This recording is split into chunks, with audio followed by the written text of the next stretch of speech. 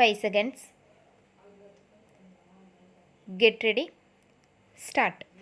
மாண்புமிகு பேரவை தலைவர் அவர்களே, தமிழ்நாடு சட்ட பேரவையில் நான் 5வது தடவையாக நிதிநிலை அறிக்கையை கொண்டு வந்து அதன் மீதான விவாதங்களிலும் உறுப்பினர்கள் கலந்து கொண்டு தங்களுடைய அரிய கருத்துக்களை தெரிவித்தார்கள். அவற்றுக்கெல்லாம் சம்பந்தப்பட்ட அமைச்சர்கள் அவ்வப்போது விவரமாக பதில் அளித்தார்கள். இன்று கொண்டுவரப்பட்டுள்ள நிதி ஒதுக்க மசோதாவும் இப்போது நிறைவேறும் நிலையில் உள்ளது என்பது பற்றி நான் உண்மையிலேயே மகிழ்ச்சியடைகிறேன். இந்த 5 ஆண்டு காலத்தில் மக்களுடைய வாழ்வு வளம் பெறுவதற்கேற்ற வகையில் புதிய புதிய திட்டங்கள் நிறைவேற்றப்பட்டிருக்கின்றன என்பதை எல்லோரும் அறிந்திருப்பார்கள். திட்டங்களை நிறைவேற்றும் போது அவற்றுக்கு வேண்டிய நிதி வசதிகளை திரட்டுவதற்கு ஓரளவு வரி விதிக்க வேண்டியது அவசியமாகும். வரியே இல்லாத நிதிநிலை அறிக்கையை கொண்டு வந்தால் பொதுவாக எல்லோரும் வரவேற்பார்கள் என்றாலும் ஆண்டுக்காண்டு மக்களுக்கு மேலும் மேலும் வசதிகளை பெருக்க வேண்டும் என்ற குறிக்கோளை அடைய முடியாமல் போய்விடும் என்பதை உறுப்பினர்களுக்கு நினைவுபடுத்த விரும்புகிறேன்.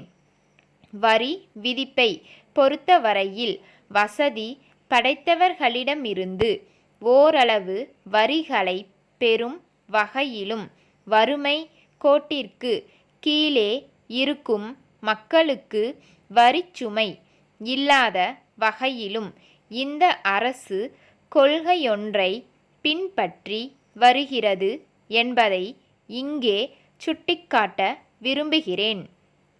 என்னை பொறுத்தவரையில் பொதுவாக சட்டமன்ற உறுப்பினர்களுடைய கருத்துக்களுக்கும் ஆலோசனைகளுக்கும் முதலிடம் அளித்து பரிசீலிக்க வேண்டுமென்று விரும்புகிறேன். குறிப்பாக எதிர்க்கட்சி உறுப்பினர்களுடைய கருத்துக்களை பெரிதும் மதிக்க வேண்டும் என்ற வகையில் நான் செயல்பட்டு வருகிறேன். உறுப்பினர்களாகிய நாம் எந்த வகையில் சட்டமன்றத்தில் செயல்படுகிறோமோ அந்த வகையில்தான் நிர்வாகம் அமைய முடியும் என்பதை கருத்திற்கு கொண்டு அதற்கேற்றவாறு பணியாற்ற வேண்டுமென்று கேட்டுக்கொள்கிறேன். தமிழகத்தின் முன்னேற்றத்தை பொறுத்தும் மக்களுடைய வாழ்வு வளம் பெற வேண்டும் என்பதை பொறுத்தும் கட்சி வேறுபாடின்றி நாம் அனைவரும் செயல்பட வேண்டியது மிகவும் அவசியமாகும்.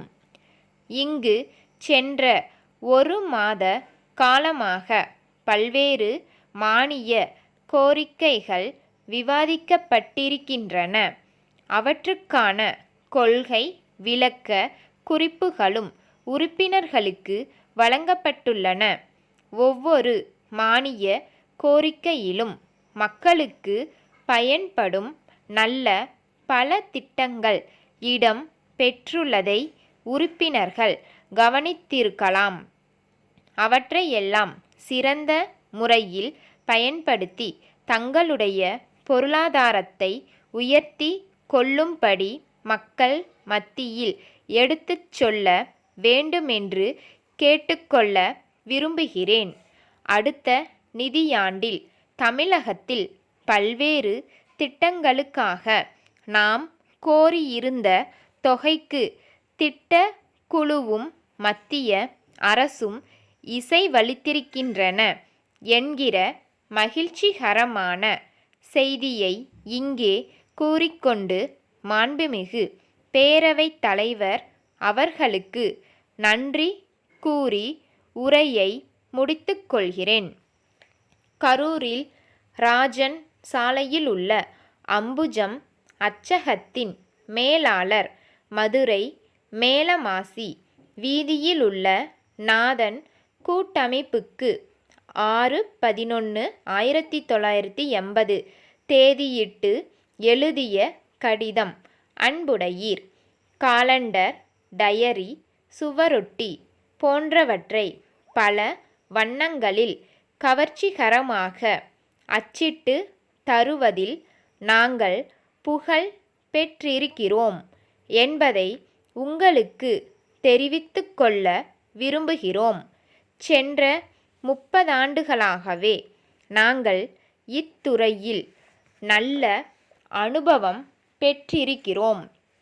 தமிழ்நாட்டில் முன்னணியிலுள்ள நிறுவனங்கள் பலவற்றுக்கு இவை போன்றவற்றை நாங்கள் ஆண்டுதோறும் அச்சிட்டு வழங்கியுள்ளோம். அண்மையில் புத்தாண்டு பிறக்க இருப்பதால் காலண்டர், டயரி போன்ற உங்களுடைய தேவைகளை நாங்கள் நிறைவு செய்ய விரும்புகிறோம்.